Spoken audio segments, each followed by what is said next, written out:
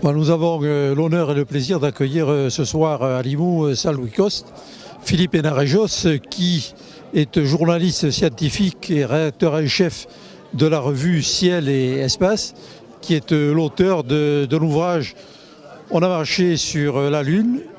Et dans le cadre de la présentation de cet ouvrage, il tient une conférence au cours de laquelle nous allons certainement avoir davantage de perspectives, de connaissances par rapport à ce qui fut il y a de cela 50 ans maintenant, un événement qu'il est toujours, et peut-être aussi mettre fin à ces interrogations.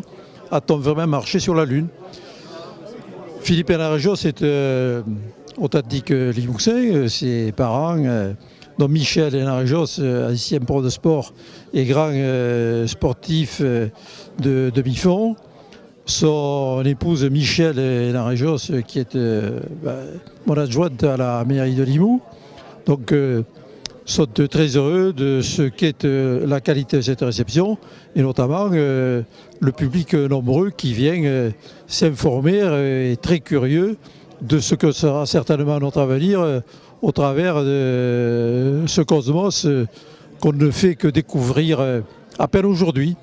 Alors je suis ce soir à Limoux pour présenter mon livre « Ils ont marché sur la Lune », un livre qui finalement a été initié ici à Limoux il y a bien des années, dans les années 70, parce que c'est à cette époque-là que je me suis intéressé aux hommes qui marchaient sur la Lune, aux derniers hommes qui marchaient sur la Lune.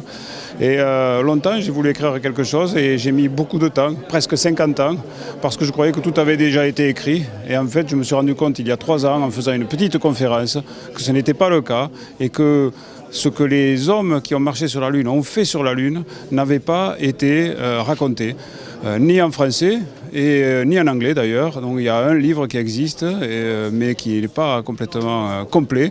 Donc j'ai décidé de combler cette lacune parce que je ne me voyais pas écrire quelque chose qui avait déjà été fait. Et là j'ai trouvé ce qu'il fallait faire. Il fallait raconter la vie au quotidien des 12 hommes qui ont marché sur la Lune, qui ont vécu sur la Lune, qui ont dormi sur la Lune. Et c'est plein d'histoires extraordinaires, humaines. C'est une véritable aventure.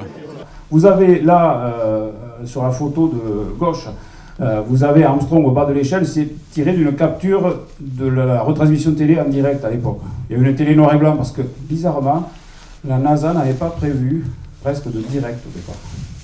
Dans l'émission Gemini qui avait précédé Apollo, on tournait des films à bord pendant la mission, puis on les développait une fois sur Terre. Il n'y avait pas de retransmission directe. Et quand même, quelques temps avant le lancement, on s'est dit, mais on ne va pas avoir de direct du premier pas sur la Lune. Alors ils ont bricolé une caméra. Comme il n'y avait pas de bande passante suffisante avec l'antenne du LEM, ils ont réduit la résolution, ils ont enlevé la couleur, ils ont réduit la fréquence des images. C'est-à-dire au lieu d'avoir 24 images par seconde, ce qui est très bien pour un film, pour que l'œil n'ait pas de persistance, ils ont réduit à 10. Et c'est pour ça que sur cette mission, les photos, les images que vous avez, les images télévisées, elles avaient l'air fantomatiques. On avait l'impression que les astronautes restaient, il y avait une persistance quand ils passent devant. C'est à cause de cette caméra qui était pas bonne. Et la NASA a pas bien prévu son coup à cette époque. À faire des pas, vous allez le voir, il va passer d'un côté, de l'autre. D'abord en marchant avec un pied puis l'autre, puis en faisant des petits bonds comme ça, ils appellent ça la marche de kangourou. Ils essayent de voir comment on peut marcher sur la Lune, ils essayent des changements de direction.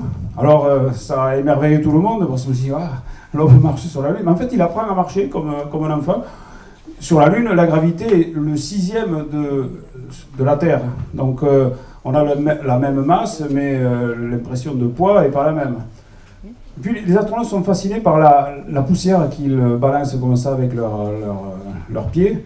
En fait, si vous faites ça sur Terre, sur une plage, avec du sable fin, vous allez faire une espèce de... Les grains de sable les plus lourds vont partir comme des cailloux, ils vont retomber assez vite, et puis les plus fins vont faire une espèce de nuage qui va flotter dans l'air. Sur la Lune, il n'y a pas d'air. Donc même les particules les plus fines partent comme des pierres. Et donc ça fait cette espèce de trajectoire en parapluie comme ça.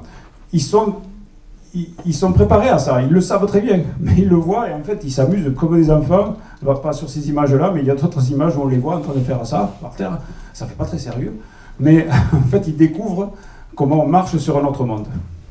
On avait vu des images, mais on n'avait pas, bien sûr, la face cachée de ces messages essentiels, bien sûr, pour comprendre un petit peu tout ce qui a pu se passer. Alors, on est sûr maintenant qu'ils sont allés marcher sur la Lune, donc on est sauvés de ce côté-là, parce que c'est un rêve qu'il ne faut pas nous enlever.